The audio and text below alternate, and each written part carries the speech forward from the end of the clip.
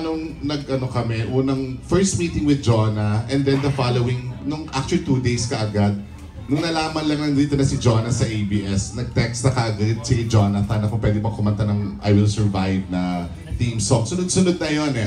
After I Will Survive, and then meron ng Beat It Queen, ASAP guesting kaagad. So imagine mo, dire-diretso yun. So yun talaga yung dahilan pati kami makapag-contract signing because nagdire-diretso talaga yung kanyang mga ginagawa.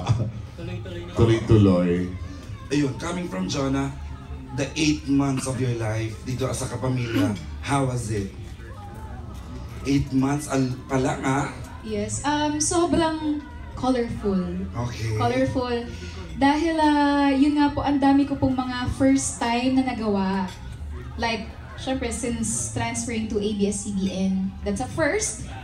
And nag-cover po ako ng theme song agad-agad. And first time ko pong sumalang sa ASAP stage.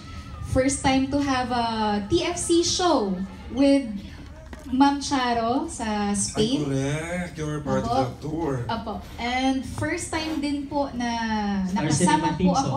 Yes, Star Cinema theme song with Katniel. The highest crossing movie ng taon. Opo. And yun nga din po, nakasama din po ako sa show abroad ng ASAP. Live in New York. Dami naman So ang madami po. panahon. Sobrang... Oh, yes, ayun po. Sabi po ni Kuya Jonathan.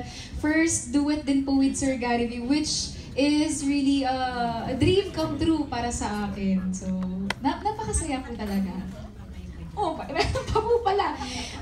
First time ko din pong maka-join ng Himig Handog. Ang dami. So, ang dami po talagang ang Kaya dami pong naging projects na mga firsts in my life. Kaya pala napabayaan ng ibang diva. Chika na. Just lang.